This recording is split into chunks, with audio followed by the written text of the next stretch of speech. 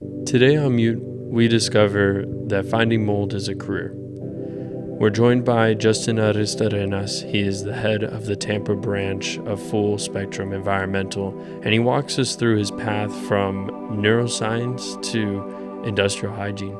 We also learned some misconceptions around the blue-collar work field. We hope that you walk away from this conversation being enlightened, getting some new information about the various career paths that exist, ultimately to help you cut through the noise. Enjoy. Enjoy.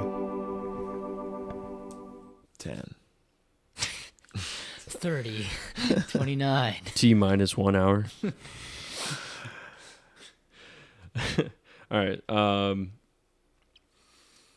What is up, guys? This If you started the podcast like that, I'd just walk out. You sound like Stephen Graham. I mean, he's good, though. Yeah. What's up, guys? This is Stephen Graham. Yeah. Welcome back to the vlog. We have another one of our most distinguished guests, Justin Aristorenas. All right. And I guess it's fine. We'll do the intro and mute, and then you can introduce Justin. I thought we were going to do the intro afterwards. We are. No. Yeah, we are going to You do the always intro. record that after, right? Just Yeah. Yeah. So I guess we just start talking. Yeah, I guess we Like what could we've been start. doing. Yeah. Okay, well, no, just still do a countdown at least so you know you can cut out all the other stuff. Right. So 5, 4. January 31st. It's crazy. It's the last day of January 2026, man. Time flies, and it's soon going to be the last day of 2026. Yeah, right. It's like warp. I kind of want to start with an introduction of who our guest is. Yeah, let's definitely do it. So welcome to the MUIT podcast, Thank Justin. It's we've known each other for how long? How long has it been? Has it been Dave, since 2020? Don't you think you should do it? Because nobody's seen our face yet. So we should also do an introduction.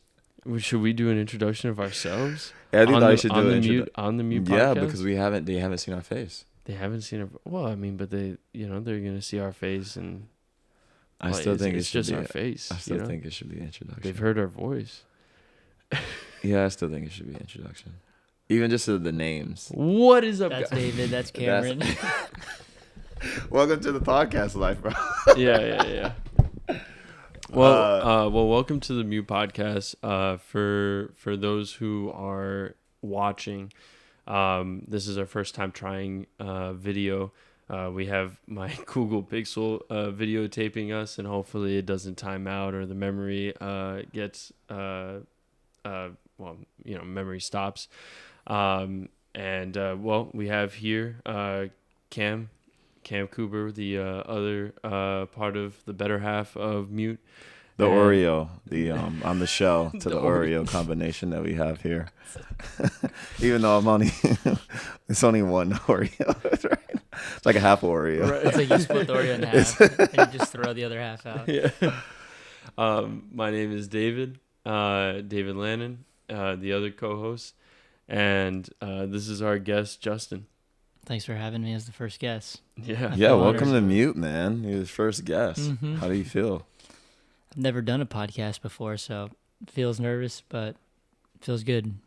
Well, this is partially a lie, because we actually did a podcast together. We did, okay. Yeah, We did. We just do never one. posted it. Yes, it's my first ever posted podcast. That was that's basically how me and David stole the idea. So originally there was a backstory here, I guess, that I didn't know of, that David and Justin were supposed to do a podcast. And also that's why Justin has the mic set up. Yes, this is my mic. The exact same mic setup, because we bought these mics a while ago.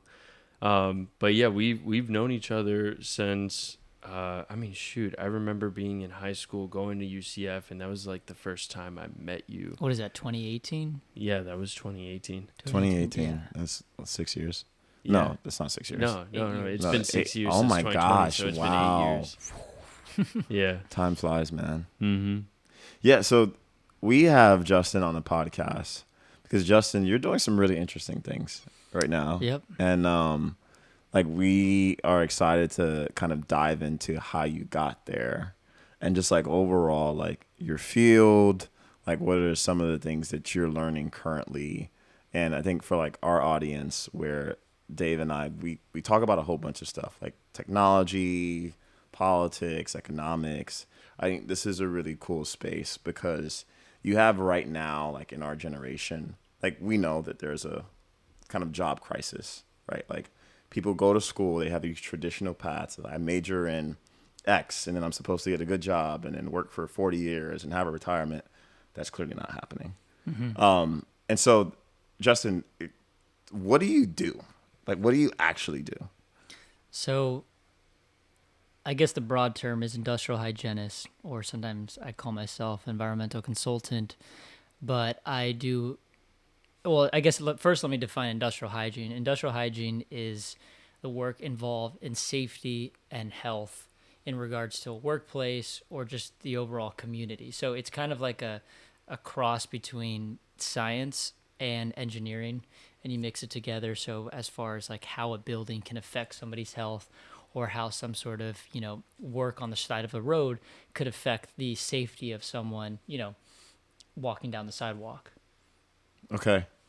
And with that, like when you talk about the health of, I guess, a space, and then also like the person, like what do you mean? Like in terms of what are the services that you're providing? Like what are they? Sure. So for example, we do a lot of water quality work.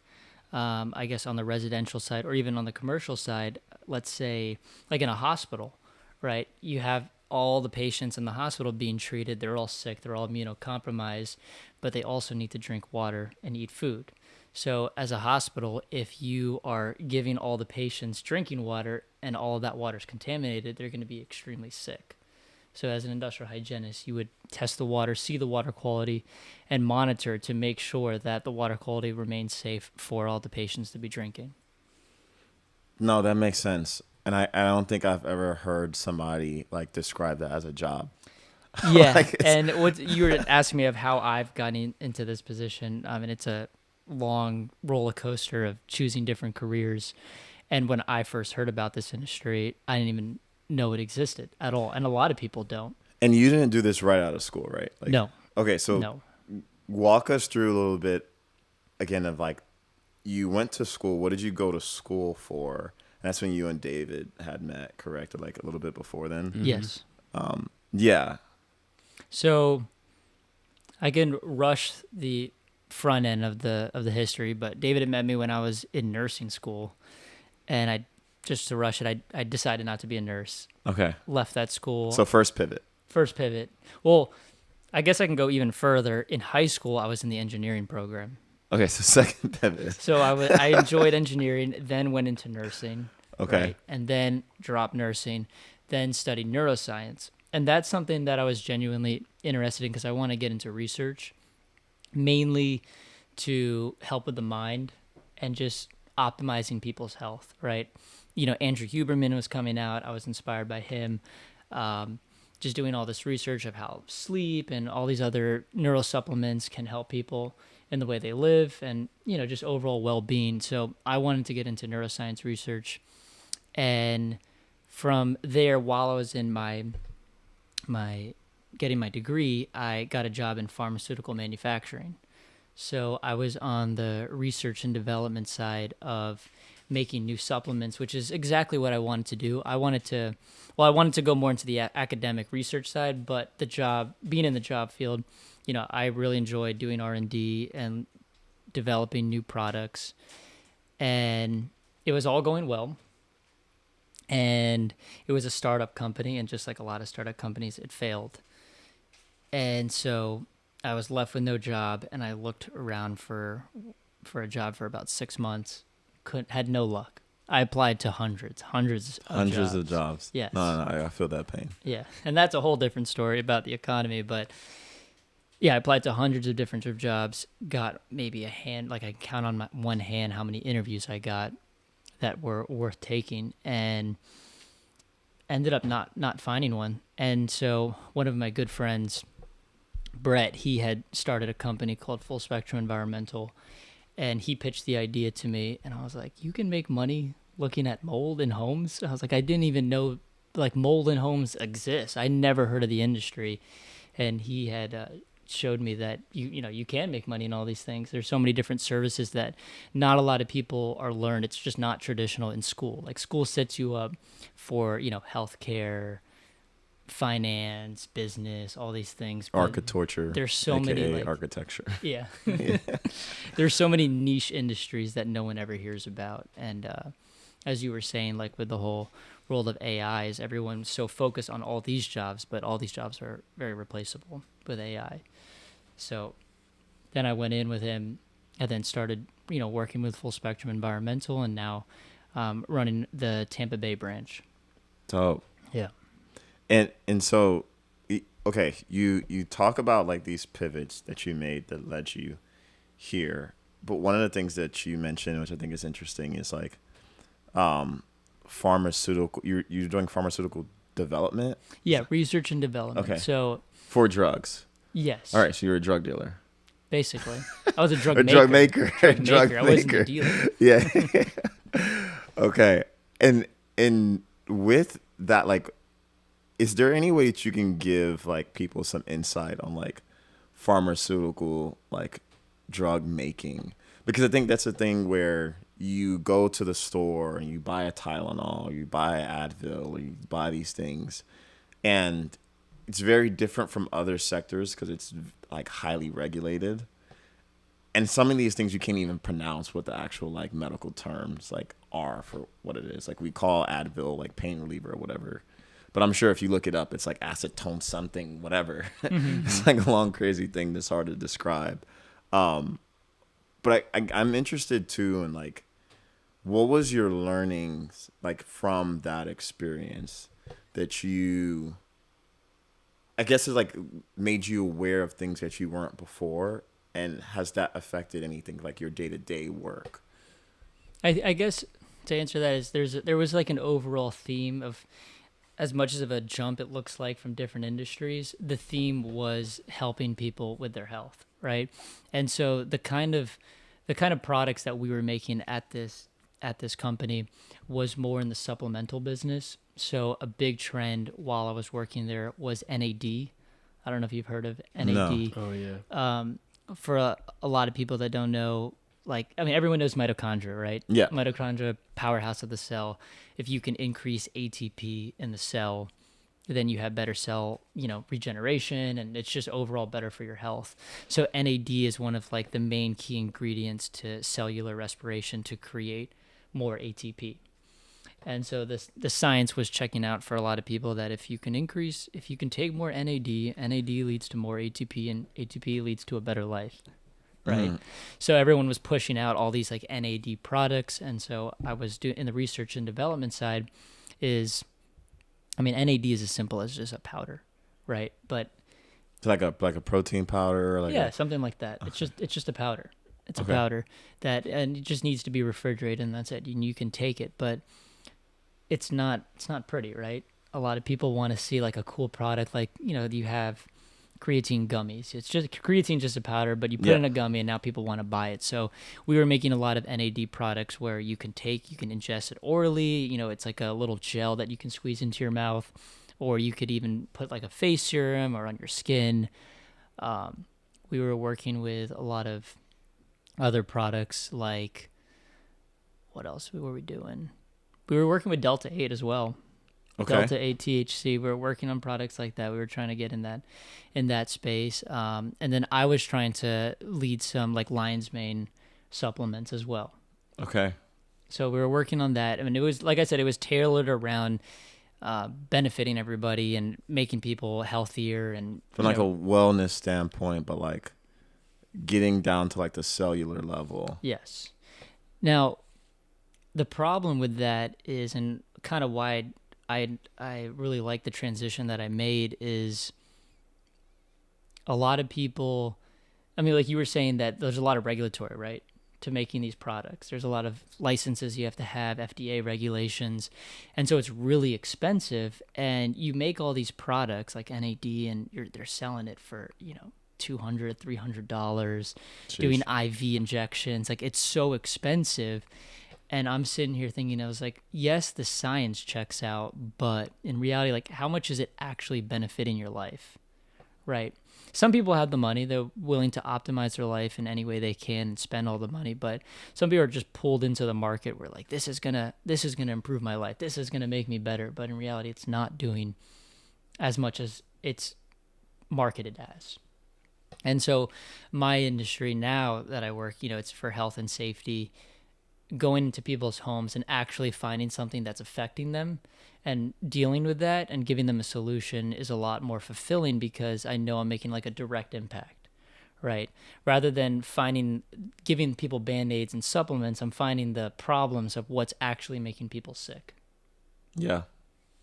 No, that's really powerful to see how you connect the two, and overall your experience, it still kind of shapes where you did one thing, and still I would say, like, even now with what you're doing with like industrial hygiene, it maps out to focusing on health.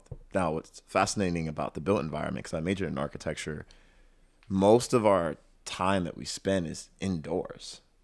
We spend way more time indoors than we do like anywhere else, whether it's your job or your home, and especially for people's homes, right? Like, there's so many different layers of what a home means for someone, like on the emotional side, but like the physical side too. It's like, your actual like safe haven that sometimes is not even like safe as far as like for your health, and people don't necessarily always know that. Mm-hmm.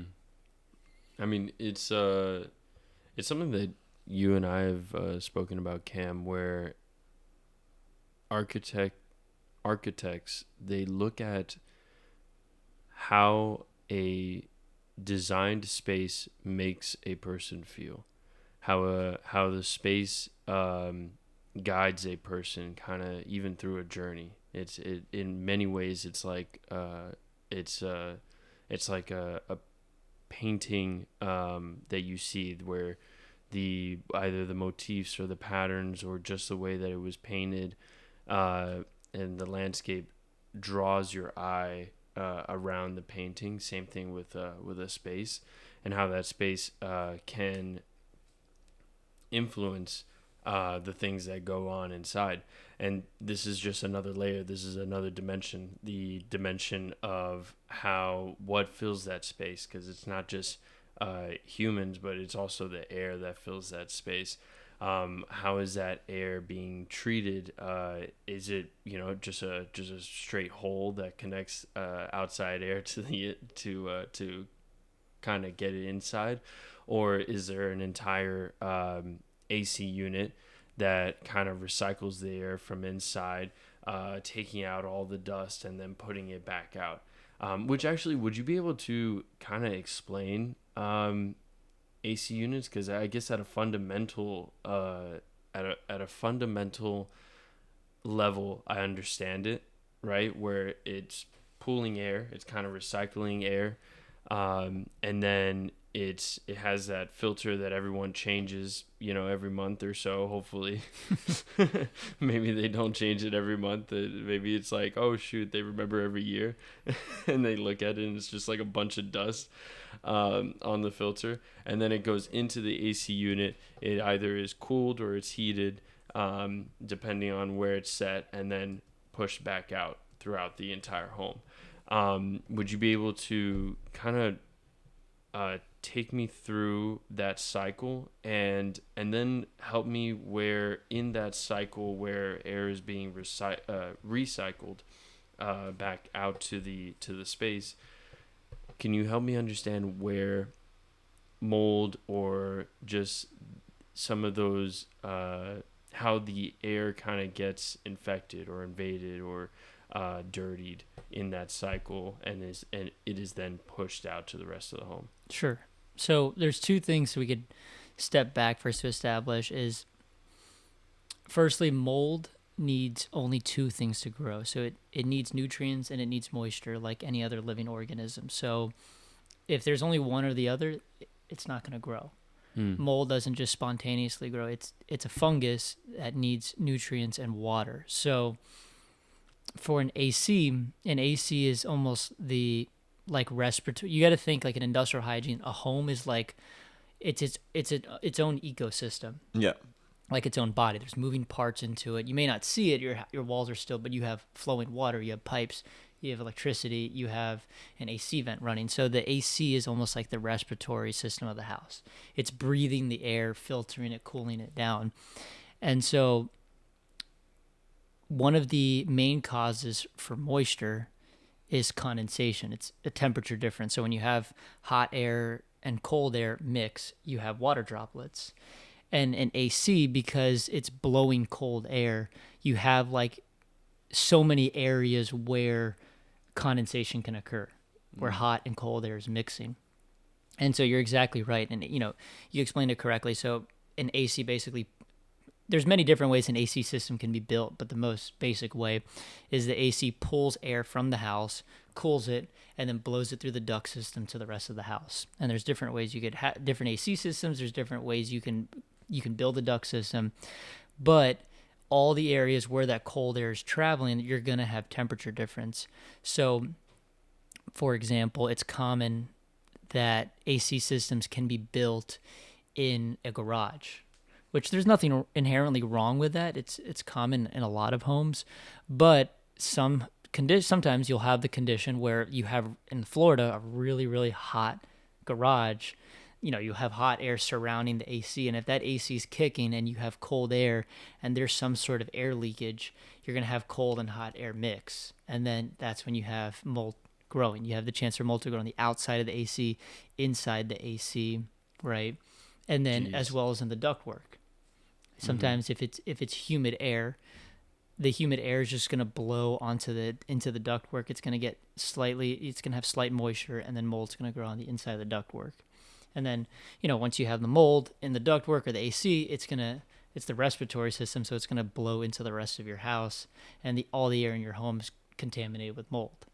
Jeez. This is something similar that happened with your home recently, right? Yeah. Unfortunately, I would also say, too, it's like you can look at the statistics of some of the older homes when they're created, because insulation is like really key for all this stuff, too. Like, I love the way that you describe a home or like just a built environment in general, because you can compare it to the body where you have your structure. So you typically don't see your structure, right? Like just like your skin, you don't see your bones. You're not supposed to. But like in between the structure, so you have to put up a wall.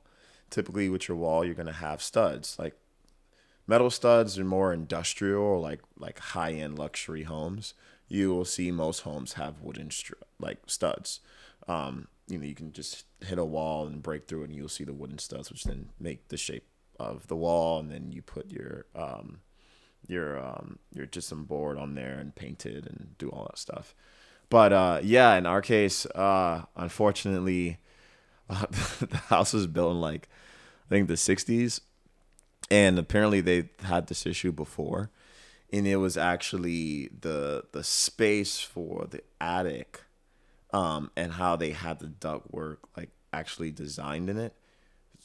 To your point, like the condensation was like building up so much, especially because of like Florida and the heat, and you know, climate is like changed to a certain degree, but still because of like the spacing of the attic. Like apparently that just allowed moisture to really capture within a lot of different areas of the house. So, yeah, like we had to gut the walls. They had to. Was it mostly the ceiling?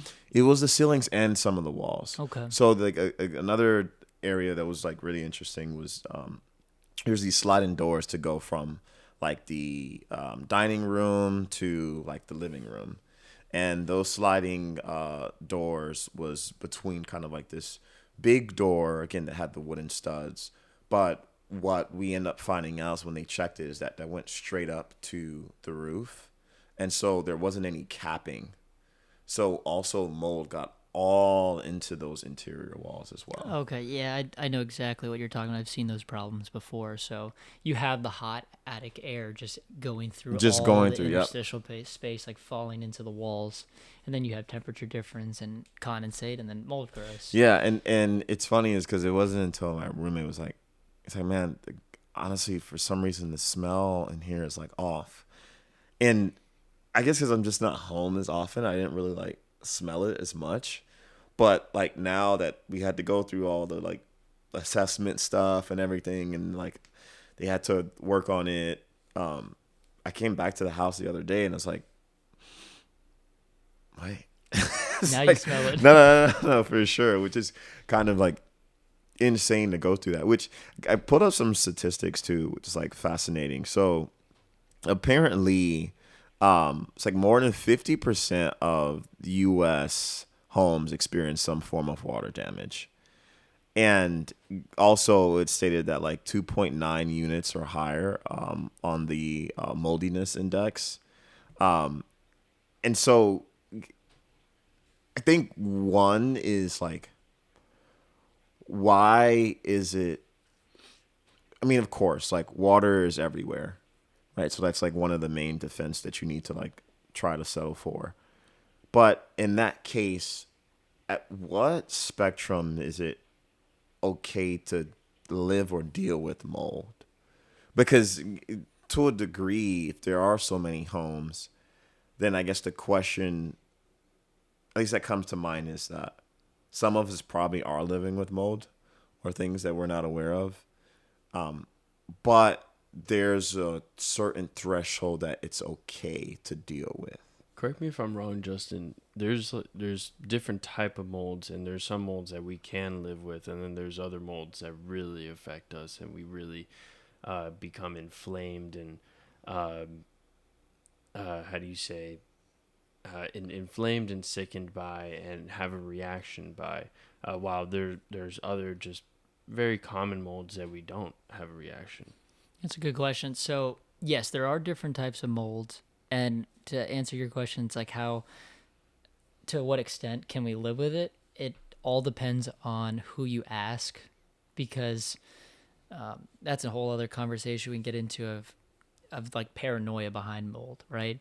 But I would say a big thing is there's mold everywhere. Mold is like part of our ecosystem. Mushrooms, like the fungus kingdom, it brings life, right? Trees fall down, Yeah. they die. Fungus is what brings the ecosystem back. It's like it's part of our natural habitat. And outside, especially in Florida because it's so humid, there's mold growing at all times. If I were to take an air sample outside right now, there's going to be mold. There's going to be aspergillus, there's going to be basidospores, ascospores, cladosporium, all different types of mold. So to answer your question, to what extent can we live with it? We already live with mold every single day, right? Now, the problem is some people are more sensitive than others. And that's been shown. Some people can completely live with it, and some people Just can't at all. Will flare up, have allergenic symptoms. So it depends to how many spores are in the air. Like outside, like an average count, I would say what I see is about like 300 mold spores per cubic meter of air of aspergillus, which it's not a lot. That's just what you breathe every day. Now, if you're in a home where aspergillus is growing the duct system and it's pretty bad, it's like lined throughout the entire duct system, it's going to be releasing spores, and you'll be at, let's say, 10,000. Right. So compared to 300 to 10,000 in your house, right? And like you said, we live inside most of our lives. We're inside, we're working, we're doing things inside. Condensed, concentrated area. So let's say someone's working from home and they have a 10,000 count or an 8,000 count of aspergillus that they're constantly breathing, that may cause some problems. No, that makes sense. Which is, I know there's been a trend of like some people buying like air filters and stuff like that. It's like, oh, it helps me sleep better and all those things. So I think is a part of it, but not really understanding the fullness of what are you actually trying to solve, which I think in general, sometimes it's just like the ignorance of, well, people want to be more healthy and they'll do research to a certain degree. But again, in their entire fields, it's like neither David or I ever heard of before. It's like industrial hygienists. Whereas like people will think of like dental hygienists, but it's like, how do you actually take care of your living environment? And I say living because at the end of the day, while, rock and concrete, all these things aren't living materials, the air is, right? And it interacts with it, with a living being, which is where it's fascinating to see the extent at which we'll go, but it's only based off of how informed you are. Right. Exactly. Right. And there's a lot of misinformation online. Would you say people take advantage of like people's kind of ignorance of what actually is happening with their HVAC system, with mold and... Well, and really quick, Dave, like to that point too, with taking advantage. I think we were talking about this earlier, where we were in the car and I was like, let's say you're trying to pitch your service. It's like services. How often are people like, I don't think this is real. This can't like what spectrum do you have people? I get like both ends of the spectrum. Okay. I have someone that is convinced that they're dying from mold, and I've gone to their house twice sometimes, and I said, you can hire other people if you'd like. I promise you don't have mold in your house. And question, but is there like is it black mold that's deadly? Or like... So black mold is what everyone's scared about. Like that's the buzzword in social media, and you see all this marketing everyone's scared of. Black mold is a nickname for Stachybotrys. Stachybotrys. Stachybotrys. That sounds like a band. Yeah. It's like an insane cool thing. Like performing live. Like a metal band. Like bro. a metal band. Stachybotrys. Yeah. That's the mold that everyone's scared about. Why are they scared about it? There's many folklore of where it comes from. Okay. I believe what I have heard is there was a case in Texas where an old man had just died in his house alone and no one knew, right? They found the body and the house was like covered in black mold. And it like went all over the news, like black mold kills like old man by himself in his house. And that's where they say everything kind of went up from there, right? Everyone hears black mold. Everyone's worrying about black mold in their house. But if you rewind further back, it may seem like that the mold industry is fairly new, but mold remediation was actually discussed in the Bible. Okay. Yes. Talk to me. I mean, it goes all the way back. Thou shalt not. Thou shalt not have mold. Thou shalt get a specialist. Okay. Yes. So okay, that's really interesting. I need to hear more about the connection. So if you read the Bible in Leviticus, they talk about if you have green or red marks on your walls in your house, there's something wrong with the home. And so a priest must come in, look at the house. And so the priests were the original mold assessors. And if they confirm that it's this, mysterious problem in your home, you need to leave the house or quarantine, right? Open all the windows, open all the doors, and let the home breathe. Yeah. If you let the demons out. Yeah, let the demons out. If you come back to the house after I believe it's 3 days, and the mold still exists, burn the house down. It's not fixable. And the funny thing is as a mold assessor, a mold remediator, what's the first thing I said that mold needs? It needs moisture, right? Yep. So opening the doors and opening the windows is what's going to help dry out the house and remove the mold. Dude, that's crazy. And I just wanted to look this up as far as like, it is insane because it is in the Bible. Yeah. That's insane. That's actually pretty crazy. Mildew and mold. Yeah, mildew and mold. And it's like, why does the Old Testament law say so much about mildew? Wow. And so it's been known, it's been known for a long time. and people thought that it was some mysterious ghost, haunting the home. And so you have a legitimized business out of this, but by a priest. So yeah, multi-talented, multifaceted. I mean, I know, Dave, you're Catholic, so I'm not trying to take this into a tangent or anything, but like it only like solidifies the fact that priests and like Belen Jesuit priests who created all these kind of rigorous scientific or semi-scientific reasoning, where like this is what the religion and like priests were trying to do. They were like trying to pursue truths about something, and therefore they were kind of the many times the early scientists. I mean, when the calendar was created by a priest, the calendar that we still use today, it's the reason why we have BC before Christ and AD after death, right? Or I mean, it's Latin version rather.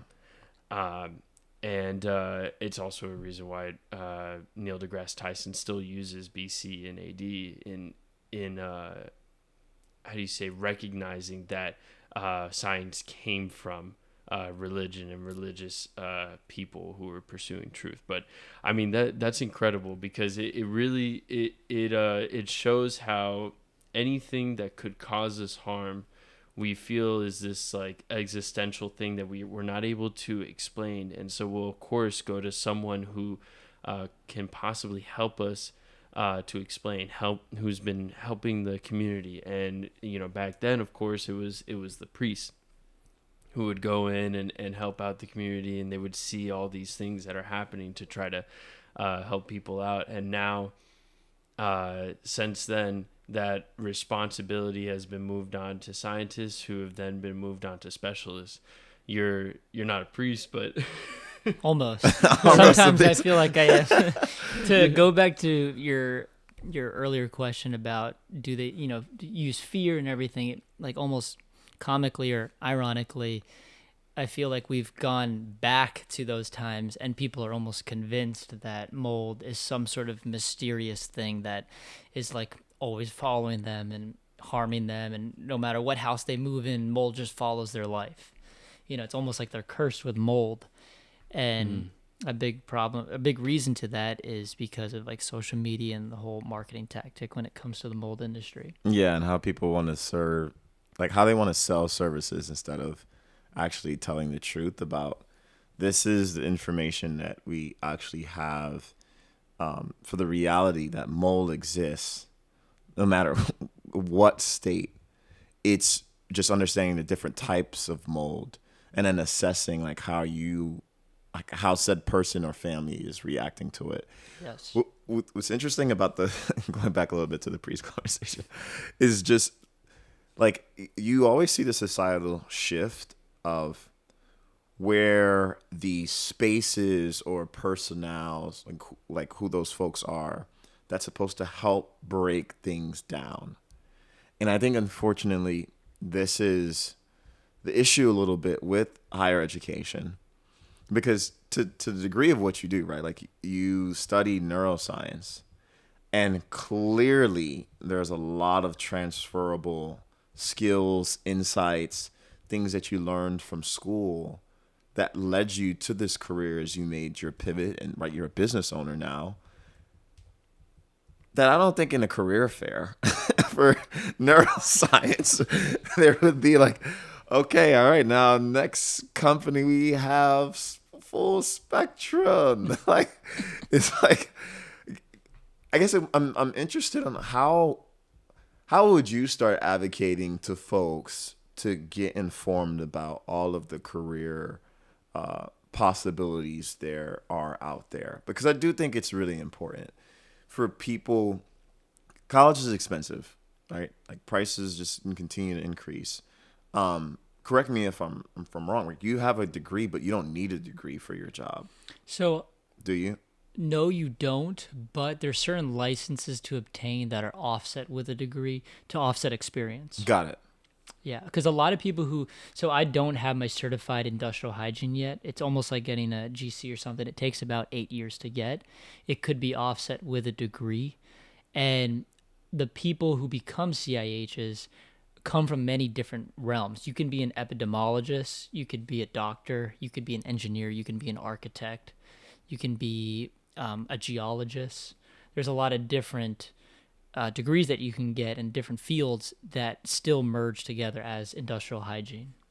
Yeah, that's the crazy thing, right? To think about a path where one person could come from architecture, the other person could come from being an engineer or doctor.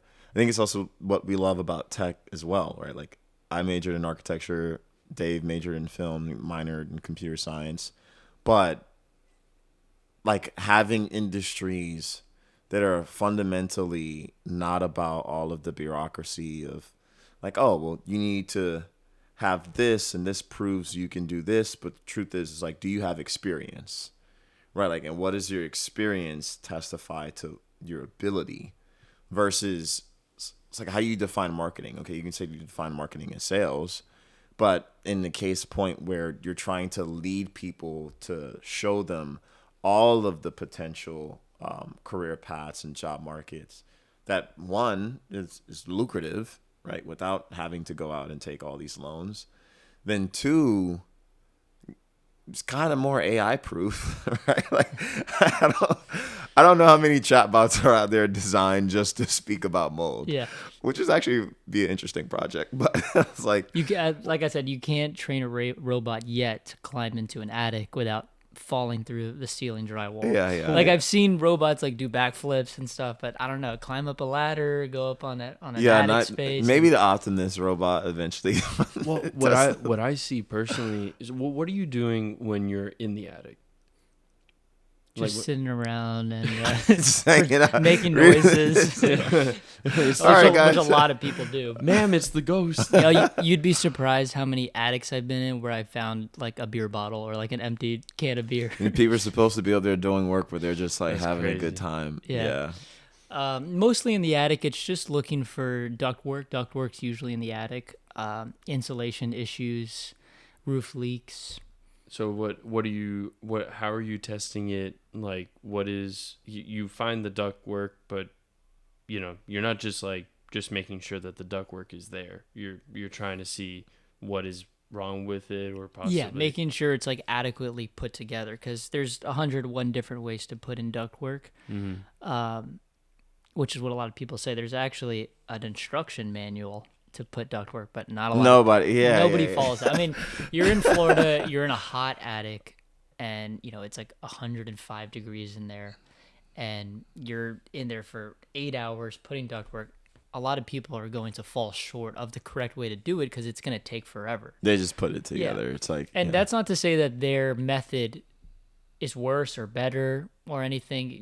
Like I've seen ductwork that's just not put together the correct way, or the way that it's said to be done, but it still works adequately, right? So I'm looking at the ductwork to make sure if it's been installed correctly, if there's any air leakage, right? Okay. What does it look like if it is installed correctly? So like, remember how I said cold and hot air mix? Mm-hmm. Very like easy smoking gun to see right away is you go in the attic and you see water droplets forming like right where the ductwork meets, and you have like a junction that was made by somebody. There's just water all around it. That means cold air is escaping from that and it's mixing with the hot attic. So like a Sprite fresh out the fridge that you just left on the countertop. Yeah. Yeah. And it looks like exactly, that. and you feel it, and it feels cold.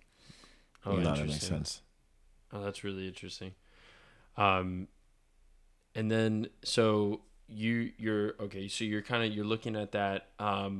Would you say that there's probably, there might be products out there, I don't know, but you were talking about like if AI would replace it, and what I see is something like a Nest, thermostat, where part of the Nest can connect to just a particle tester. Or particulate tester? Particulate tester, yeah. There's a whole different types of technology. that can check whether what the particulates in the air are at the moment, and testing that, and to make sure that the air quality in your home is good and doesn't have these particulates from a stachybostrus. Is that how you say? Stachybotrys. Stachybotrys. So, I think those are great products. I think they are. I think more importantly is, rather than waiting for the mold to grow and detecting mold, like I said, it's always moisture. Moisture is always nutrients. To rewind, like we have moisture and nutrients. Nutrients almost exist everywhere. So it's really, you're looking for moisture, because drywall is made of recycled paper. Yeah. Right. There's a lot of organic material. So if drywall gets wet, if dust is nutrients, so you can just everything. Everything. Like I said, it's an ecosystem. That table in front of me is made of wood. It has nutrients. Like everything has the possibility to grow. And like, if you have a tile floor, concrete, that's not organic, right? Yeah. But dust grows on top. Land on top of it, and then mold grows on the surface of it. So really, you're just the main thing is moisture. Moisture is the biggest one. So to go back to you, the products to detect early onset of mold would be for moisture detection sensors. Like if you had the capital to build like a smart home, with a Nest system, I would put sensors below every single window, right? So at some point when a window is going to leak, and you'll immediately get the notification, this window, living room side A or north side, window's leaking, make sure you dry it out, right? So then someone can easily come in the same day, dry it out, fix the window, and then you don't have a mold problem. This actually kind of brings me to my next question. I remember going over to your place. It was your old place, or do you still have this? I moved to a new house. You moved to a new house. So the older place, I remember going over there and seeing like this huge like air filter, and I was like, I'm sure like this guy has checked the AC and everything else that he could possibly check. You can't bamboozle him. Right. I know mold for a living. Exactly. And so, when let's say you're building your own home, how would you try to like proof it to the best of your ability from all these things that could infiltrate your home? It's hard to be foolproof. I feel like the main reason why you have leaks and mold is just due to like lack of quality when it comes to building the home, right? Like if you have foundation issues, if you've just built the home and you already have cracks in the stucco work on the outside, water is going to come in. So just making sure the quality of the build is to a T, you can almost prevent mold, right? If the window's installed incorrectly and has a chance at some point it's going to start like having a leak, or you didn't caulk the window correctly, that's going to cause. So it's like, it's in the fine details. There's no like real science to it. It's just the quality of work. You need to waterproof the building. So it's the check and balances that are really needed when it comes to the construction process. Yeah. Which I think is really crucial and important, right? Like, we live in Miami, and Miami notably right now is going through a lot of like remediation of like, whether it's concrete restoration on like buildings that aren't like super old. And unfortunately it's because they're put up like super quick. And instead of now, let's say like for the house I lived in that was built in like the 70s, 60s, where given time, it's like, okay, it has mold issues now. But there's a difference between something being built like 5 years ago, 6 years ago, and then all of a sudden has like crazy mold issues, which shouldn't be the case from like if it was actually built correctly and there was these checks and balances to make sure that it was waterproof. Yeah. I mean, it's also to give the builders credit. I mean, there should be a better quality of work, but it's difficult to do quality assurance, right? You can't look at every window. There's going to be a margin of error, right? When it comes to building up, it should ideally less is better. But some homes are going to have issues. You're going to have a 1 year brand new house and there's some sort of leak. Unless you have a robot. us doing. Unless you have a robot building the house. Yeah, unless you have a Exactly. robot building the Unless house. you 3D print the house entirely out of concrete. Right. Which that is a thing. Yes, So it is a thing. In which is what I Austin, said. Texas, Icon. It's they have these 3D built Yeah. homes, but they're not even affordable for the sake of like most people to actually live in, which is kind of sad. So a question again, like about now, like your day to day. So like, I guess like walk us through a day to day of a business owner who's a industrial hygienist. Like, let's say you have a client. Like how far are you usually traveling? Are you kind of like on call? Can somebody just call you randomly? Do you have, I guess, like times where you're looking at bids? Like, I just kind of want to understand more of like how do you get side. the work in the business side? Yeah. So, as far as marketing, there's kind of a sweet spot that I detected early with this type of industry is, like we were talking about earlier, is a lot of blue collar work. I'm very far from hard, strenuous labor, right? But blue collar work like plumbing, HVAC, all these things aren't glorified when we were younger. Right? Yeah. It's kind of like the older generation. You have these old guys in all this trade work. At least that's how I was brought up. And white collar jobs was pushed.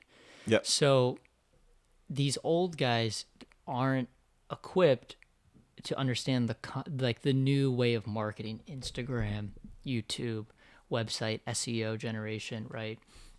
So going into this type of industry and being young, you're kind of at an advantage right now to hop in it early because you're competing with a lot of smaller, small businesses that are local, that are run by a lot of older generations, and they don't know how to market as well as you. So most of our generation, I would say, it fluctuates, but I would say 50 to 70% of our leads come from online. Someone finding our website through Instagram, through a website, through anything, they call us and say, "Hey, I found you guys. I have a mold problem. I have a water problem, a lead problem, anything. Can you help us?" And that's most of our lead generation.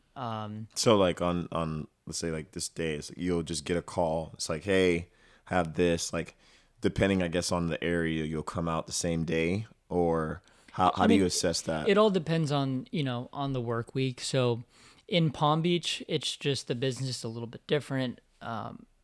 My partner Brett, he has also another company, so he tends to stay local, and also in Palm Beach, the wealth there is very concentrated in Palm Beach County. So you don't have to travel so far. You have high-end clients right there, 20 to 30 minutes away. It's not too much of a commute.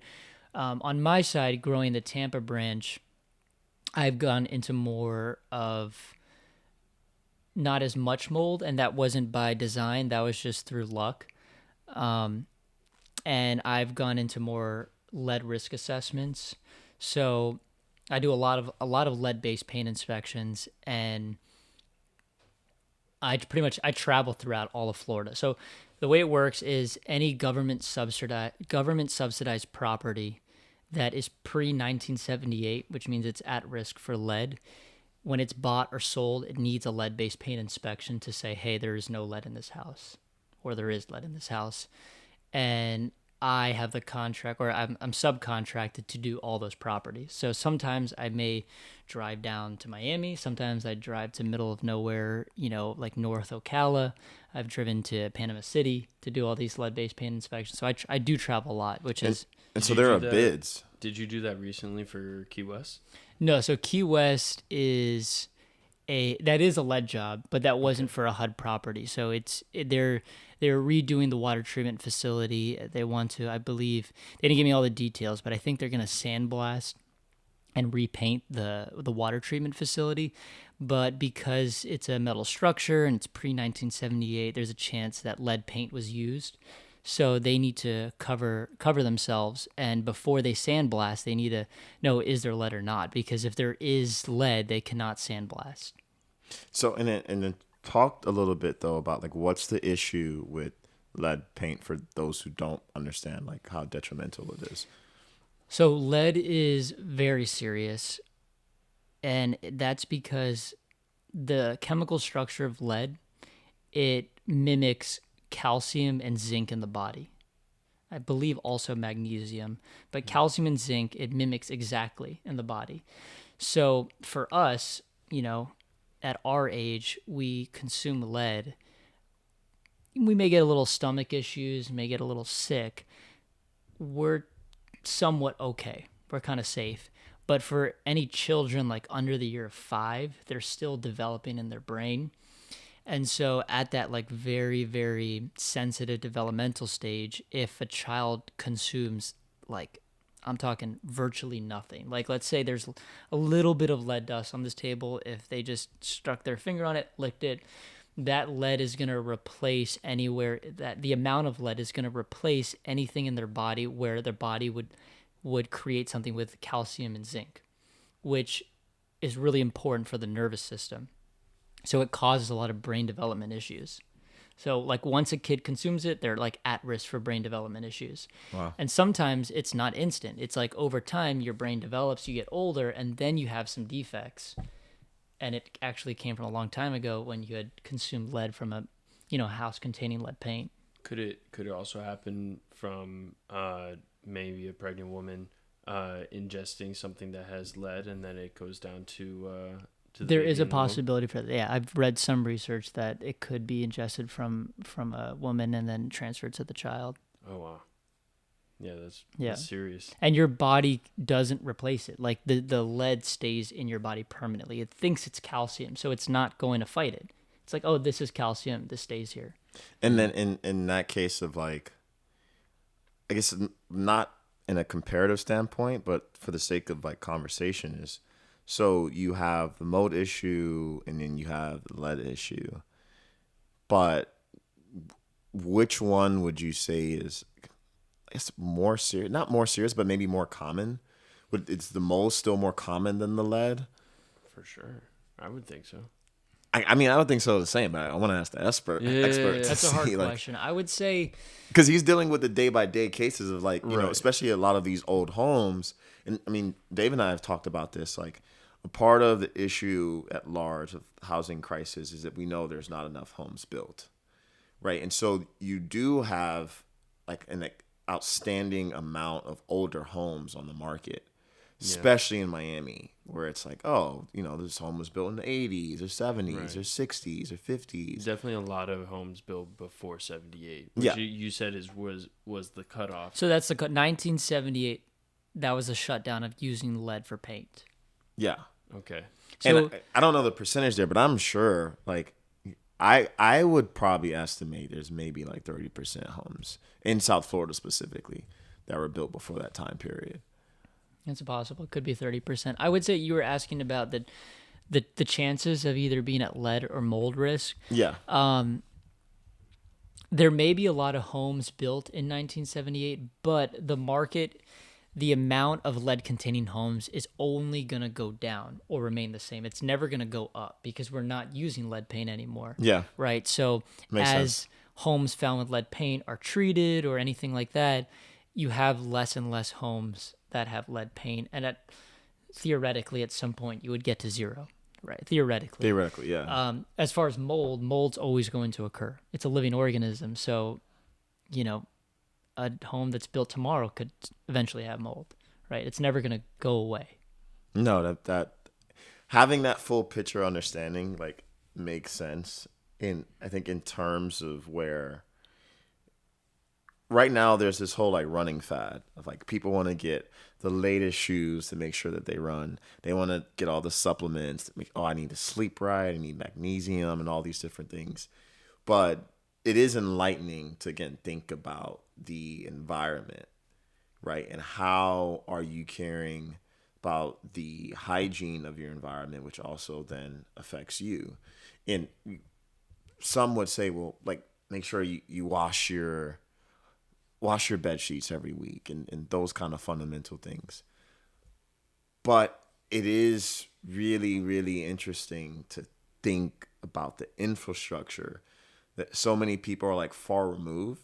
And I also feel like it's because if you don't have a home, some of these issues you won't necessarily experience. Or I may be wrong, like because maybe apartments too. There's like mold Or there, in your too. workplace. Or in your even in your workplace, which is like, I wonder the amount of lawsuits like there's potentially been because of like mold or situations like that where a person's like, hey, I'm not feeling well in my workplace, and it ultimately is because your workplace isn't equipped right with all the latest updates and the things that it needs to do. Oh, that happened with Costco, with one of their call centers. They used to have a call center right across the street from an actual Costco store, but all the agents were like getting sick like constantly, and they were trying to figure it out. You know, what is it? Right? They take one look at like the AC unit, the duct, and it's just full with mold, and it's black, and it's just like, it's terrible. They're looking at everything. You know, those like square what do you call it, like ceilings that they usually have in offices, The ACT tiles, The drop down ceiling. the drop the down ceilings, drop-down acoustical, yeah, dude, just like disgusting, just like like infested. And so it got to Did the they get point, a payout? well, I don't know, but it got to the point where Costco decided, all right, we're moving entirely. We're getting a new building elsewhere. We're moving all the agents over there, and we're destroying this building.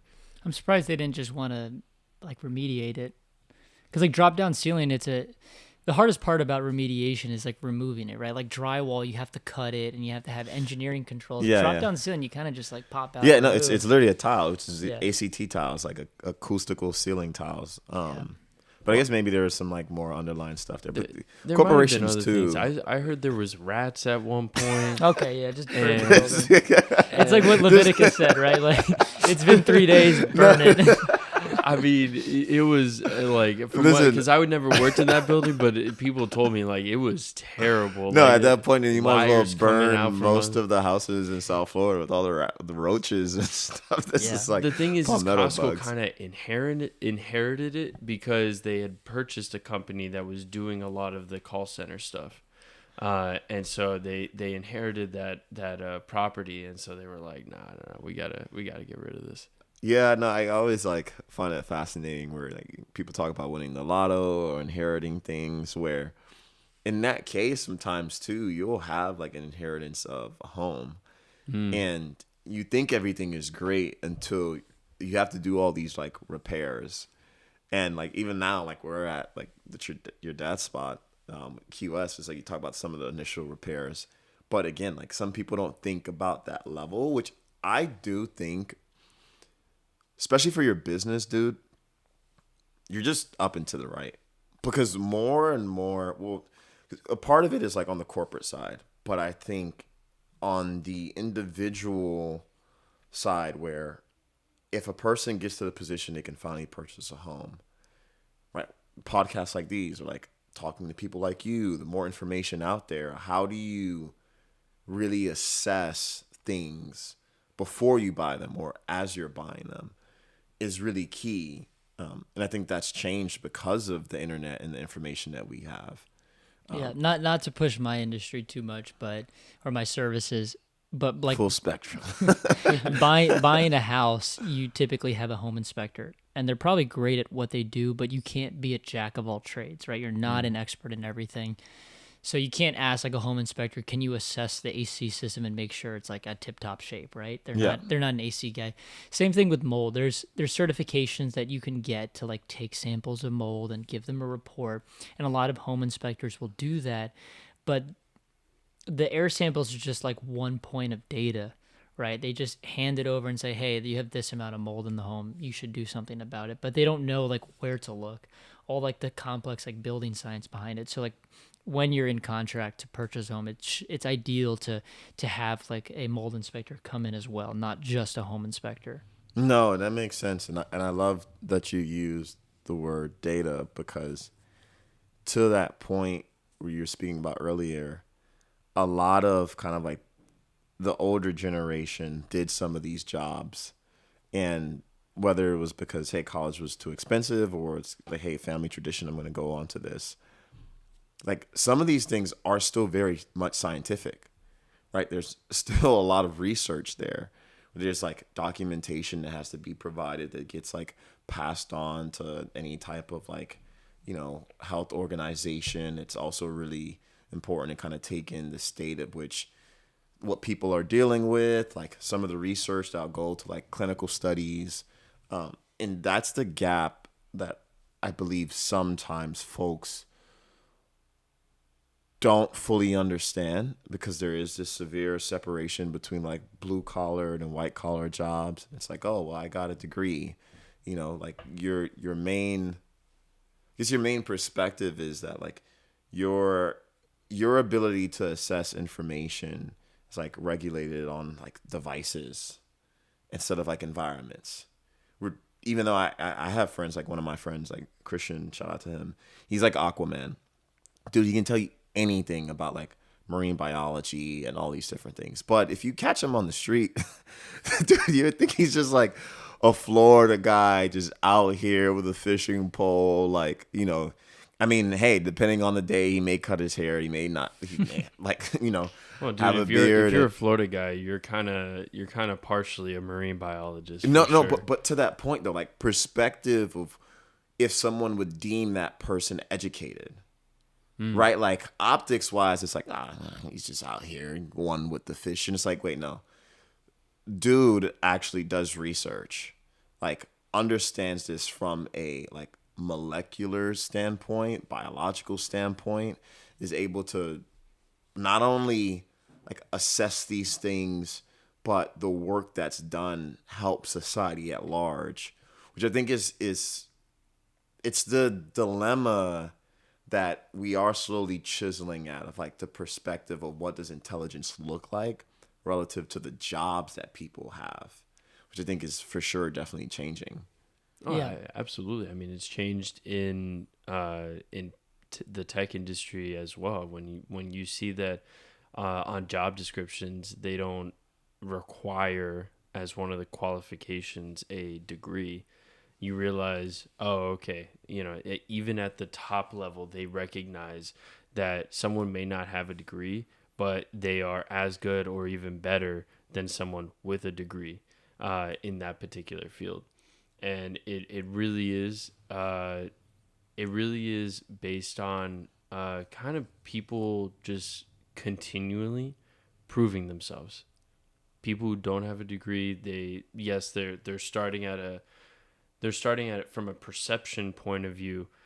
People may not see them as a master of something at first, but when they prove themselves, as I'm sure you have done many times, you go into someone's home, you're very thorough and the quality of your work is high, and afterwards they're eternally grateful for you, which you've told me many times that that's happened where people are just like, oh, thank you so much, because maybe it's been that mold or the lead that they thought was the ghost that was following them.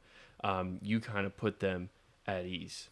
Yeah, that's a big line of work. It's just, it's hard to sell in yourself, like being younger in this field, right? A lot of people are older in this generation, so they walk into the door and expect like a 45-year-old guy. Yeah, they're like, in. who are you the son of? Yeah, It's like exactly. Like, sir, wrong room. It's like, wait, no, I'm the one you spoke to. Yeah, on the I'm phone. Justin. Nice to meet you.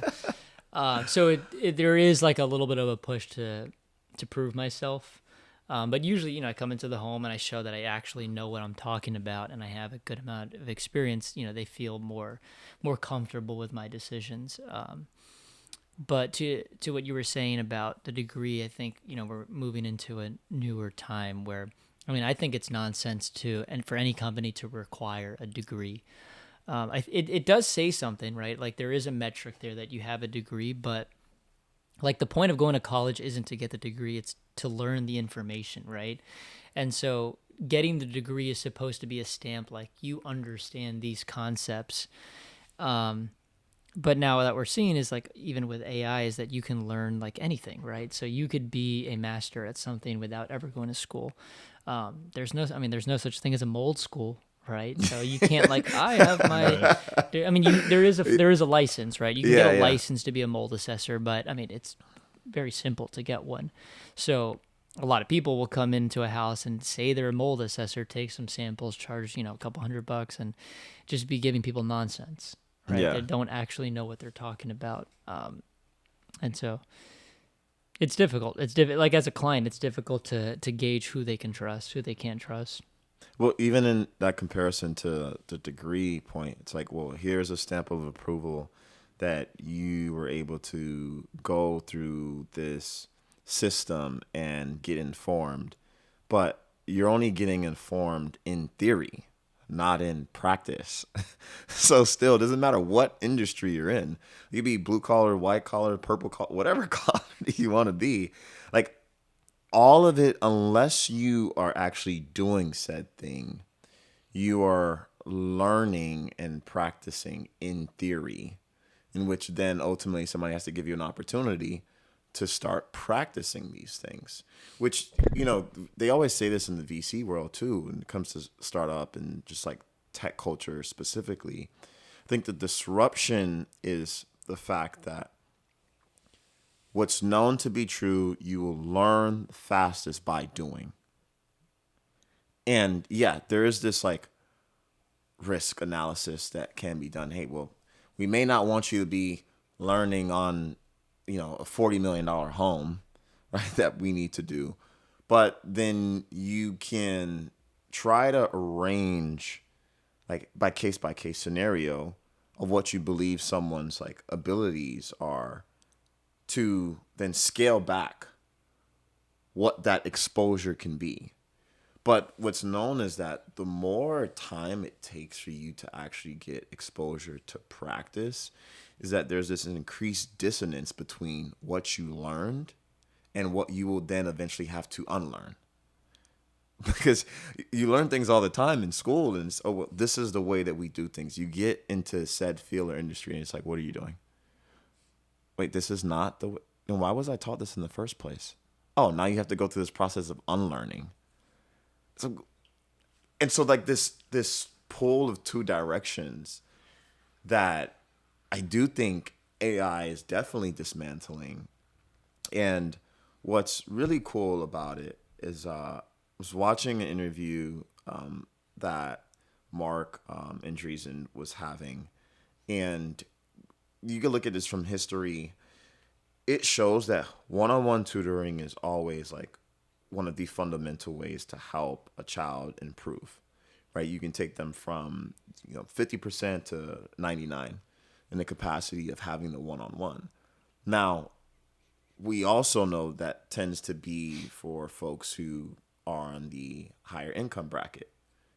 But something like AI now literally allows you to have that like one-on-one learning environment, testing yourself, getting questions, also not having the tension of like failure or sometimes an embarrassment where you're in front of like someone where it's like, okay, all right, now what's the answer? You're just kind of like, I mean, you're in class and you're scared to raise your hand because you don't want to keep on asking questions, like, and stopping the professor from talking all the time. I mean, that's going to be the evolution of school.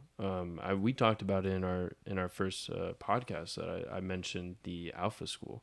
Yeah. That actually uses AI on a one-on-one basis with the student in order to teach them things. I think what we're going to see is just generally an innovation on school, public school, and even vocational schools, where now you will have this one-on-one teaching you about a particular topic, and if you seem really interested, the AI will pick up on that. It'll understand like, oh, you seem really interested in it, and it's going to continue kind of feeding it, like feeding your interest in, let's say being an industrial hygienist, and it'll be able to understand, oh, okay, you seem really interested in this kind of stuff. Let me see if how you feel about learning about this. You'll get that back, and you're like, oh, that is really interesting. You keep learning, and then all of a sudden, suddenly you have a certification. Yeah. Right? Like that's a really cool thing. I did want to get back to how a degree, I think what a lot of people are understanding is that a degree isn't a replacement for merit. And one of the amazing things about an industry like yours, it is all based on merit. That's a great point. It's you can't fake it. You can't fake There's it. no exam. It's like, right. You can't fake it. It's like, did you do the presentation? Yeah, I did the presentation. And it's like you're Right. doing it in real time or something. But it's like, yeah, that's a great point, Dave. So if someone asks you a question, you better know the answer. You're getting paid to answer those questions. But there's a lot of other people that are really good at BSing. Yeah. Yes, there's a lot of people in this industry that are really good at that. The snake oil salesman. Yeah, I mean, it makes a lot of money, right? Yeah. Because we were saying earlier is like the whole center of sales is about emotion, right? Emotion sells, and the same way, like in news, right? When the news gives you a headline that invokes an emotion, you're gonna want to tend to read and you draw towards it. In my industry, it's very emotion based. How do you combat that? I guess like you got to be on the other side of the battlefield, because most people, I wouldn't say most, but a lot of companies out there use emotion because it's all about health, right? We're in the field of health and keeping people healthy. And when health is involved, mothers worry about their children, right? You're worrying about the safekeeping of your family. And so when you hear about mold, you're like, oh my gosh, my family's dying. I'm dying. I'm sick. And then you go online, start searching up, and then someone validates you. It's like, you're dying. You're sick. Yeah. You need my services. And then they're like, I do. I need your services, right? I'm dying. I'm dying It's like here. the plague. Like, and then you spend all this money. You're like, please save me, save my life, save my family. And there's the potential that there was nothing really wrong in the first place. So for your business and let's say others, right? Beyond things like Google reviews and, okay, well, hey, I checked these guys out. They were great. How do you determine like customer satisfaction and legitimacy? So like in the tech world, you would have like your NPS, right? Like your net performance score, which is like really crucial to any application of sorts. And I'm fascinated by like how do you define that in like the blue collar world? Because reviews are always one of the things, but especially since you're so close to health, are you required to submit like all of your findings to like the city or the state, or because I guess like how are these things documented to help people assess that they're making the right choice beyond, again, getting like screwed over by a great salesman? That's the hard part. There's no oversight. It's the information that you read online. Like mold isn't really controlled in the aspect of other things. There's other things, if I submit like a lead risk assessment for like a building with the city or asbestos with a demo permit, like those are submitted elsewhere. Bacteria for, public lines on the road. But when it comes to mold, it's like it's between me and the homeowner, and it's just a battle of information, right? At the end of the day, it's like, do you have mold, and does that mold need to be removed? End of story, right? And then that person can Google as much as they want, and I can tell them as much as they want.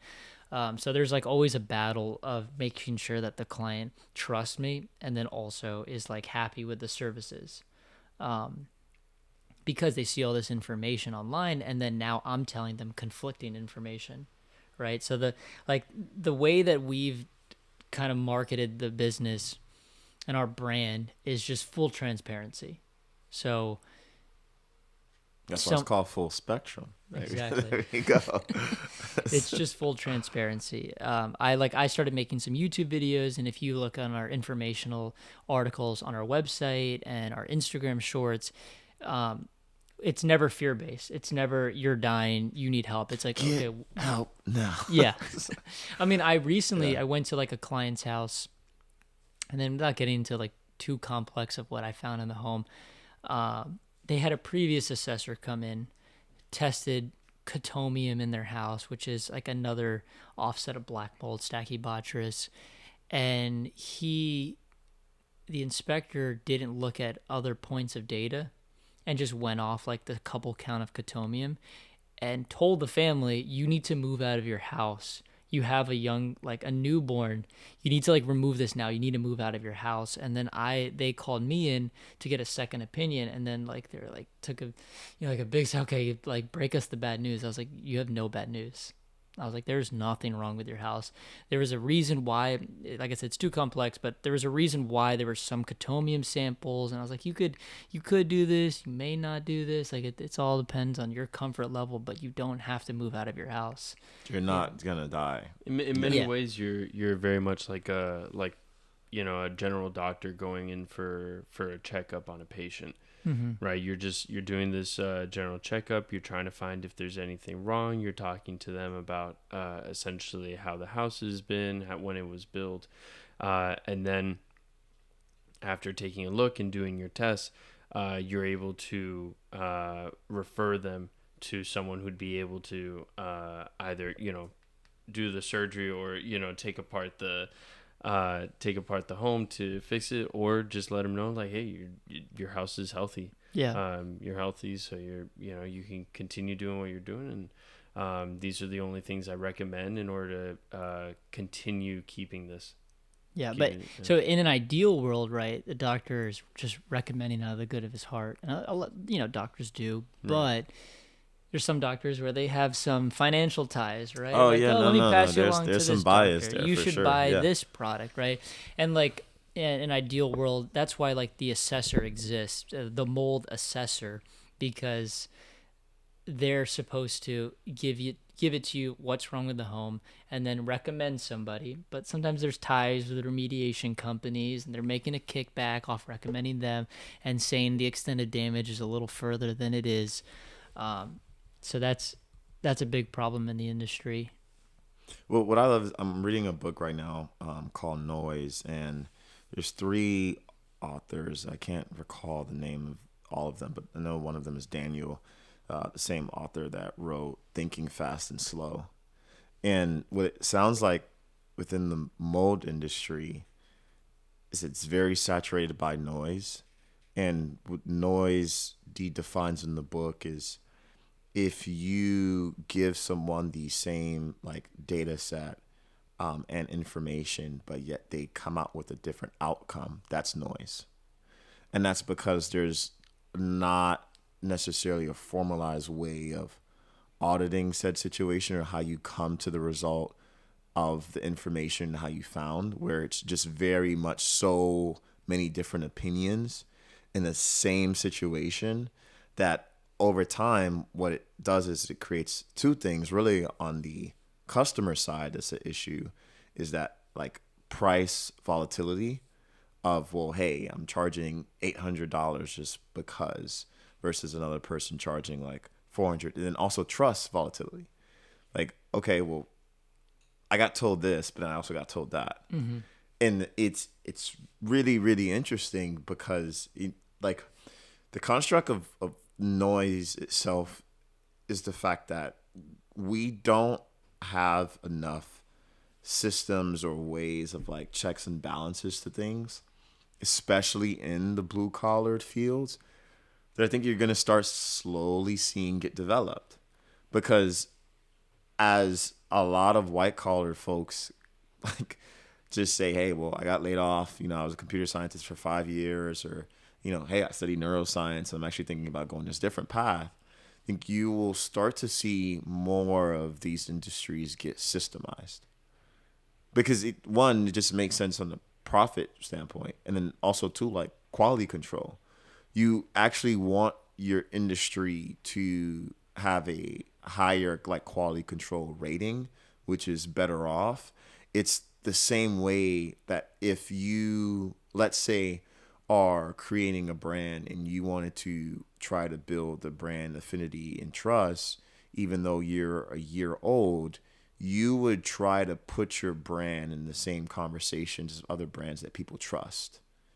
Which is the same reason where if you see a Louis Vuitton, you're probably going to see a Gucci or Dior or Mez near, because they're all a part of like that same group in which the benefit is actually in the competition, but the competition helps hold a standard, right, which I think is going to, like, they set the bar. They set the bar.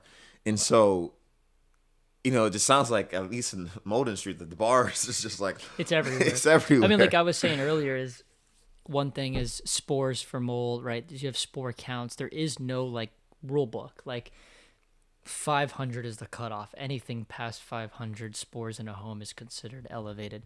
There's nothing that says that. Wow. There's nothing. It could be 8,000. It could be 50,000. I went to a house that had 70,000. And here's the thing, though. Actually, this is a really good point to this idea. Is the home was 70,000. I had all the data, all the observations that I had in that home completely conflicted the 70,000. Like 70,000 is very high for Aspergillus, right? I was telling numbers like 500, 10,000. Yeah. 70,000 in their living room. And I was like, there is no other reason, like, or there's no reason where mold would be producing 70,000 spores. I have seen nothing. The house is immaculate. And because, you know, like we want the best in people, anybody else would have seen 70,000. Like, that's severely elevated. You need to clear the house now.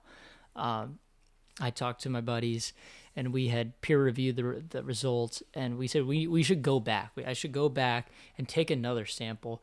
There's a possibility that maybe their dog like rolled around in some dirt or something, ran inside the house. Maybe it'd been a super windy day, and like they opened the door and just all this outside air rushed in. Like or a moldy towel could have been like, you know, just patted down right in the living room. I came back like 5 days later, and the mold spore count was like at 50. So if you just went by a guidebook and said, oh, 500 is the cutoff, 70,000 but would have been like insanely elevated. And then I come back a week later and it's at 50.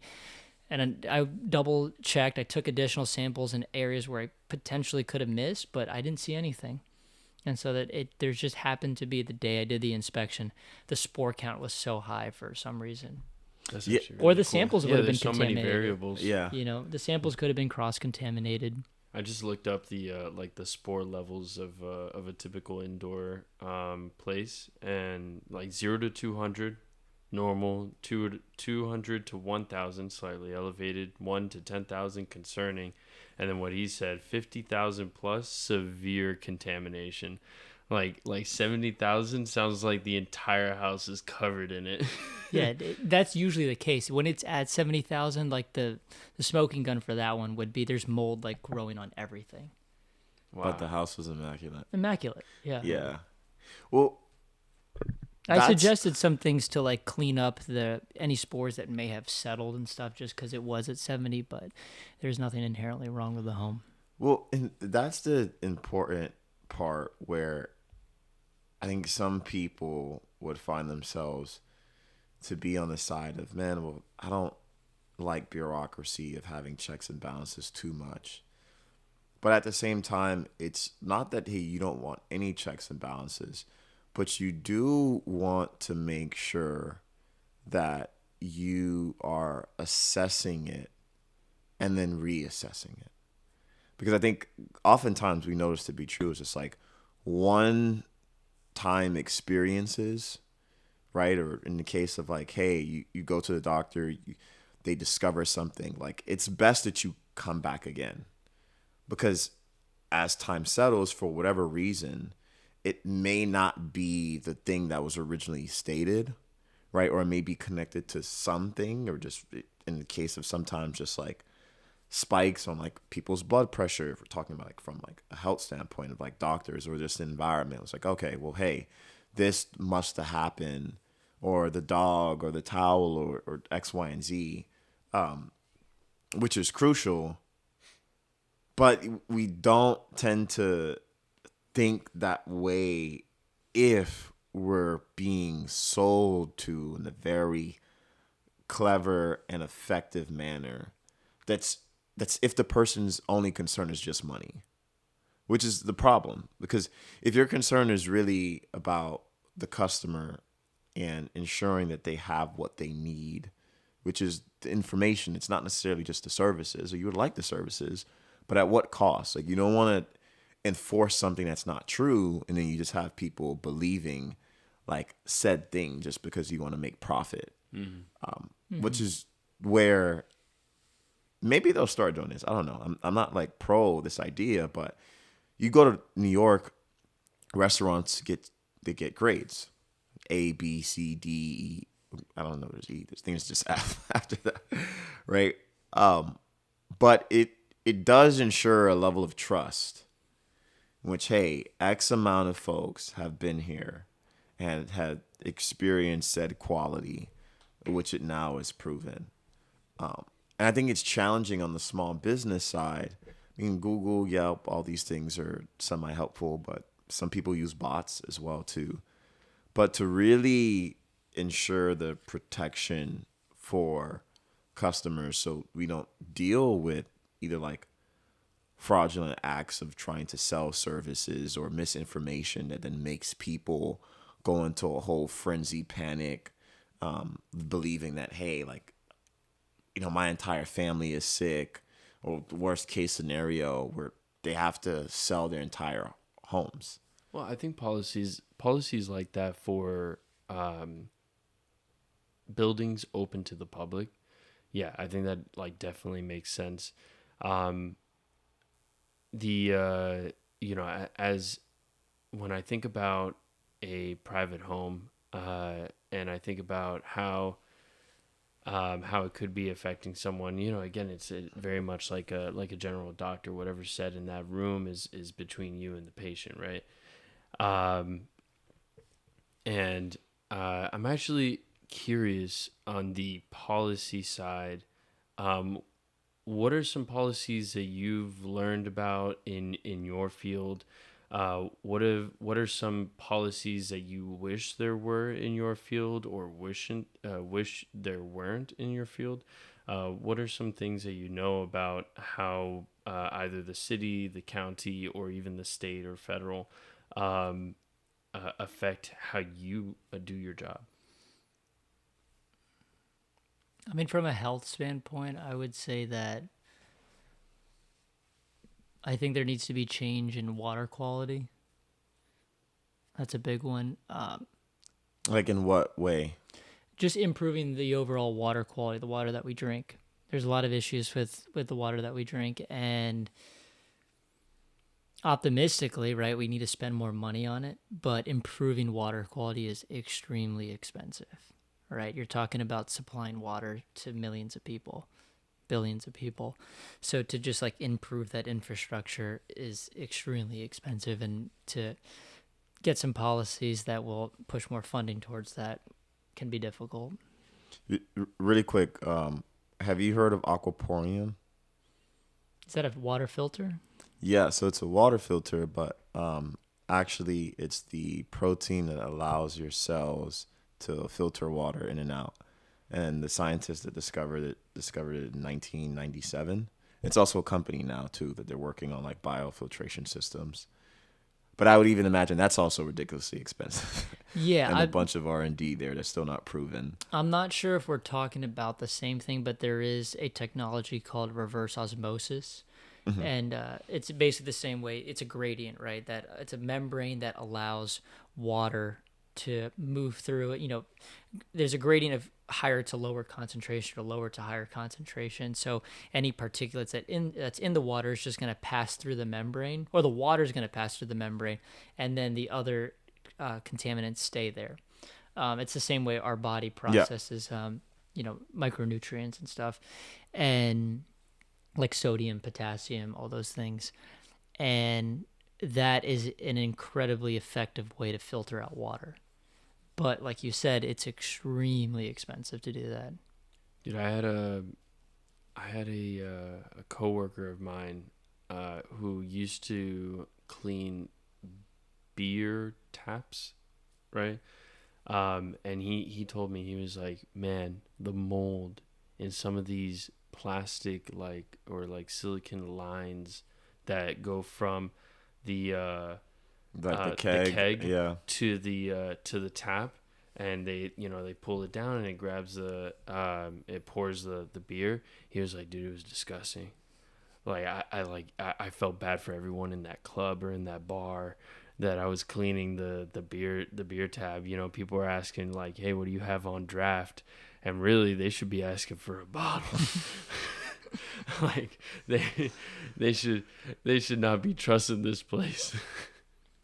Yeah. Yeah, that's a big problem. Is like just, I mean, our water systems, they're contaminated. They have issues. So EPA does a great work at mandating certain things. Like water treatment facilities, they test every day, right? And what is EPA? The Environmental Protection Agency. So the EPA has something called like maximum contamination levels, MCLs, and then they also have MCLGs. That's maximum contamination level goal. So theoretically, there's certain things like forever chemicals like PFAS, like they should be at absolutely zero.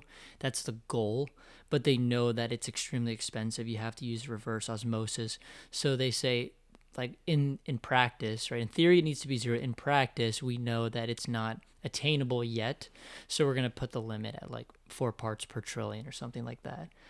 So they have like all these standards that water treatment facilities have to follow, and they test the water and make sure it's like below all of those things so that, people don't get sick. And the main ones like bacteria, like total coliform, E. coli, they use chlorine, right? You don't hear as many E. coli breakouts because they test that immensely. Our waters are heavily chlorinated, which could also cause issues. And you have a lot of other things. You have runoff, right? That that's not regulated though, right? You have certain things like, copper, lead, those things are regulated, but there's certain things like chemicals and runoff from pesticides. Those aren't as heavily regulated or enforced by EPA, just because we don't have the infrastructure right now.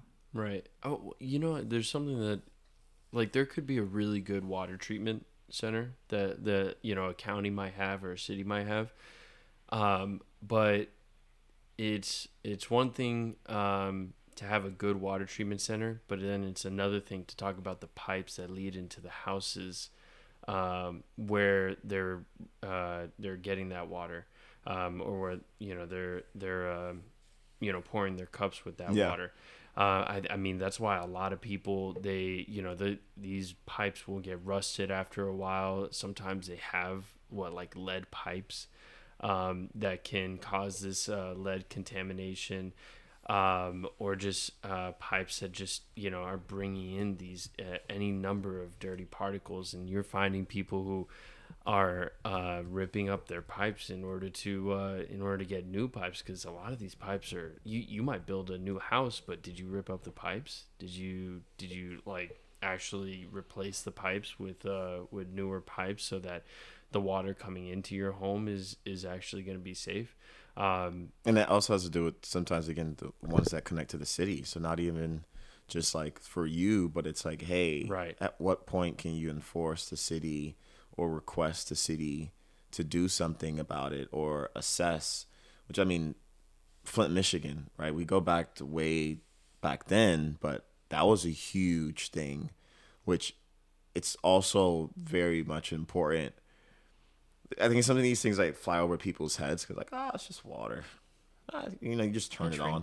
Yeah, I drink it, right? Like, I'm not sick. Like, again, we have all these luxuries where you used to have to fetch water. Like, you have to have a well. Like, you better make sure that, like, your community actually has a good source of water, which is super critical. A clean source of water, right? And you take it for granted living like in a city or something. It's just, you always have water. You don't think about the quality behind it. Yeah, there's a lot of work that goes into making sure you have clean water. And we take advantage for sure. I think in the U.S., where like you still can go to other countries where people still have issues with their water, right? And it's devastating to see because at the end of the day, it's the primal source of life. And so, like, not considering the fact that you have the ability to go to your city council meetings, like ask these questions and ensure that these things are brought up, which is really important for you and your family and also your neighbors, which is also kind of why at large, like, education is not just the institutions that we associate them to, right? It's the decisions that we actually make and choose to inform ourselves every single day, beyond said industry that you do. Justin, I do have a question for you, and I guess what would you tell someone right now who's in college or graduated from college, right? And they have the degree. They did what they're supposed to do. But they're looking at, let's say, like the current salary that they make, and they're like, hey, this is not enough. And they're thinking about AI and the potential of their job being disrupted. Like, I guess from your experience making these pivots to get you to where you are now, like, what advice would you share to someone and for folks to consider? I would say it was a bumpy road for me to figure out what I wanted to do, but I would say trying everything. As much as, like, I'm not a crystal ball. I don't know what day is Armageddon when AI takes over everything and takes every job. And I may be naive for saying this, but I don't think it's in, like, the near future where everything's just going away. I think, like, as much as we want to, and I'll get to your answer, but as much as we want to follow tech and, like, the whole story of AI, and they're just, like, progressing to, like, optimize everything, I don't think as humans, like, psychologically and, like, culturally and, like, our infrastructure is, like, evolved enough to even, like, reach that point. Like, we're chasing this, like, dream of AI of, like, doing everything, but, like, I don't think we're there yet as a society. And at some point, all this hype's going to die down, and we're going to have to, like, learn to, like, run these companies and these average jobs more efficiently. And there'll still be jobs in, like, the tech world and all these other things. They're just maybe a little bit less. But to answer your question, trying all these different jobs and going into your industry, I think you just got to lean harder, right? Like, if you're not happy with the amount of money you're making, just know that, like, there is a lot of money to be made in any single industry. Like you were saying, you had a friend that, from old money that was in the milk industry, right? Like, if you tell somebody, hey, like, what do you do for a living? Like, I sell milk, right? I did a client today.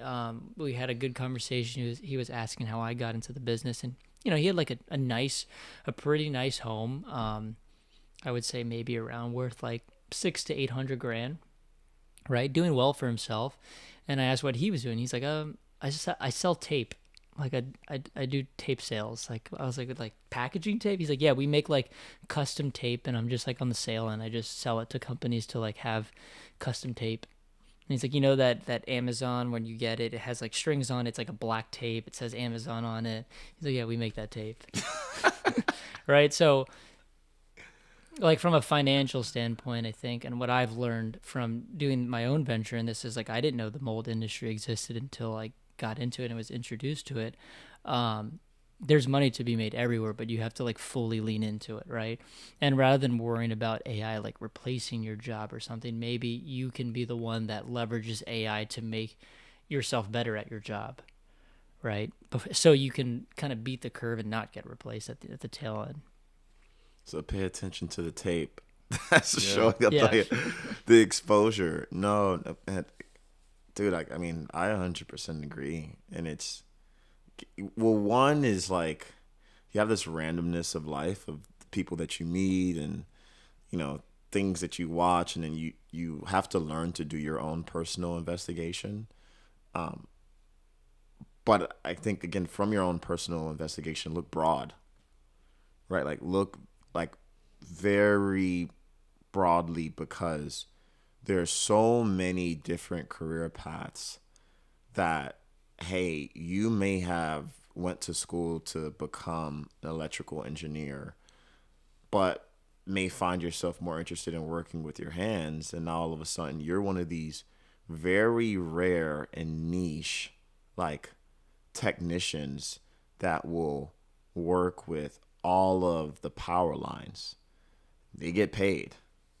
There's not a lot of those Linemen guys. get paid. The linemen get paid, like, and people don't know or sometimes like realize that.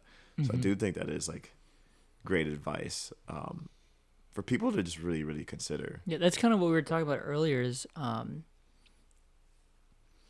blanked for a sec.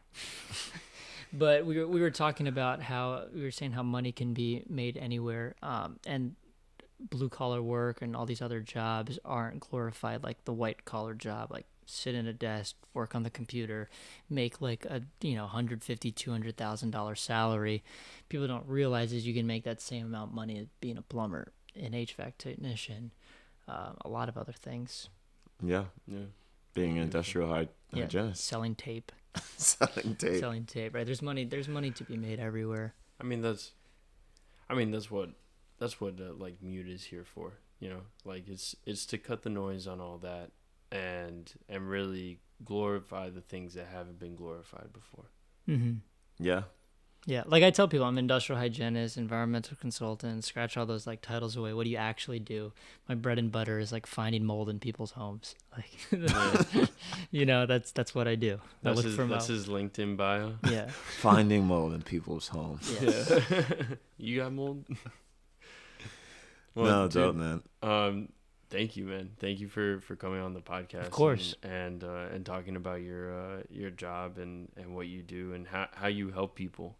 Quite literally, like tons of people. Like this job that you just did in order to find lead in a what was it, a water treatment? I did not find lead. Don't my hold me liable. My bad. Yeah, You're gonna come after me on that project. Yeah. You found lead. I tested for for lead. Tested. I tested for lead. I do not have the results yet. Right. I'm still on vacation. I haven't My given them the apologies. report. We're still in Key West. But no, man, I do think it was great. And we appreciate you being our first guest. Yeah, I'm excited. Breaking stuff down. And I think, right, this is the intention that Dave and I set out to do with this podcast. Like, there's so much going on in the world that people don't know about. Like, we also get to learn. Like, we've been learning from you. And, we're just excited and continue to share with folks conversations like these. So. Appreciate having me over. Yeah. Thank you, man. All right.